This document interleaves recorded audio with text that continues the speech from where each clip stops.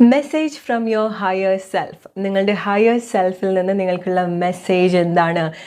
നിങ്ങൾ എന്താണ് നിങ്ങളടുത്ത് പറയാൻ ആഗ്രഹിക്കുന്നത്? നിങ്ങളുടെ സോൾ എന്താണ് പറയാൻ ആഗ്രഹിക്കുന്നത്? നിങ്ങളുടെ ഉള്ളിൻ്റെ ഉള്ളിൽ നിന്നുള്ള ഒരു വോയിസ് എന്താണ് നിങ്ങളെടുത്ത് തന്നെ അത്ര ഡെസ്പറേറ്റ് ആയിട്ട് പറയാൻ ആഗ്രഹിക്കുന്ന ഒരു കാര്യം എന്നാണ് നമ്മളിന്ന് നോക്കുന്നത്.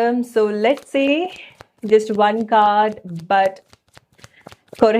കുറേ messages. So message from your higher self. See, firm foundation, strong ആയിട്ട് നിങ്ങളെ ബിൽഡ് ചെയ്യുക, ഫിസിക്കലി, മെൻ്റലി, ഫൈനാൻഷ്യലി നിങ്ങൾ ഗ്രോ ചെയ്യുക ആൻഡ് നിങ്ങൾ അതിൽ മാത്രം കോൺസെൻട്രേറ്റ് ചെയ്യുക എന്നുള്ളതാണ് നിങ്ങളുടെ ഹയർ സെൽഫ് നിങ്ങളടുത്ത് പറയുന്നത്. ബാക്കി എല്ലാ കാര്യങ്ങളും അവർ നോക്കിക്കോളും. അല്ലെങ്കിൽ നിങ്ങൾ എത്തുന്ന പ്ലേസിൽ എല്ലാ കാര്യങ്ങളും നിങ്ങൾ അന്വേഷിക്കുന്ന, നിങ്ങൾ ആഗ്രഹിക്കുന്ന എല്ലാ കാര്യങ്ങളും നിങ്ങൾ അവിടെ എത്തുന്ന പ്ലേസിൽ നിങ്ങൾക്ക് ഉണ്ടാവും. ഈ സമയത്ത് നിങ്ങൾ ചെയ്യേണ്ടത് നിങ്ങളെ മാത്രം ഫോക്കസ് ചെയ്ത് വർക്ക് ചെയ്യുക എന്നുള്ളതാണ്. നിങ്ങളുടെ കൺട്രോൾ അല്ലാത്ത കാര്യങ്ങൾ നിങ്ങൾ ബോധർ ചെയ്യേണ്ട കാര്യമില്ല. അത് നിങ്ങളുടെ ജോലിയല്ല, നിങ്ങളത് നോക്കണ്ട. ഈ സിറ്റുവേഷൻ എന്തൊക്കെ മാറ്റങ്ങൾ സംഭവിക്കുന്നോ, ആരിലൊക്കെ മാറ്റങ്ങൾ സംഭവിക്കുന്നോ, നിങ്ങൾ റിലേഷൻഷിപ്പിൽ എന്ത് സിറ്റുവേഷനിൽ കൂടെ നിങ്ങൾ പോകുന്നോ, നിങ്ങൾ എന്തൊക്കെ ഡീപ്പായിട്ട് നിങ്ങൾ പോകുന്നോ, ബിക്കോസ് ചില ആളുകൾക്ക് നിങ്ങൾക്കറിയാം നിങ്ങളുടെ ഒരു ഗ്രേറ്റ് സ്പിരിച്വൽ അവേക്കനിങ് അല്ലെങ്കിൽ ഒരു സ്പിരിച്വൽ എക്സ്പീരിയൻസിലൂടെയാണ് നിങ്ങൾ പോകുന്നത്, റൈറ്റ്? നിങ്ങളുടെ സോളിനെ കൂടുതൽ അടുത്തറിയാണ്.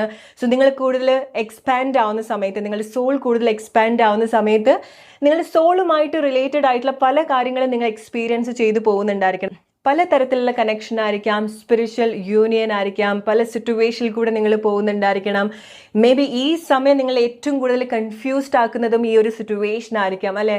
ചില കാര്യങ്ങൾ നിങ്ങൾ എക്സ്പീരിയൻസ് ചെയ്ത് നിങ്ങൾക്കത് വിട്ട് കളഞ്ഞു പോകാനുള്ള ഒരു ബുദ്ധിമുട്ട് ഉണ്ടാവുന്നുണ്ട്. ബട്ട് നിങ്ങളുടെ കൺട്രോളിലല്ല എന്നുണ്ടെങ്കിൽ, എത്ര കണക്ഷൻ നിങ്ങൾക്ക് എന്തിനോട് തോന്നുകയാണെന്നുണ്ടെങ്കിലും ഈ സമയത്ത് നിങ്ങളുടെ കൺട്രോളിലല്ല സിറ്റുവേഷൻ പോകുന്നത്. നിങ്ങൾക്ക് അവിടെ ഒന്നും ചെയ്യാനില്ല എന്നുണ്ടെങ്കിൽ നിങ്ങൾ ഫോക്കസ് ചെയ്യേണ്ടത് എവിടെയാണ്?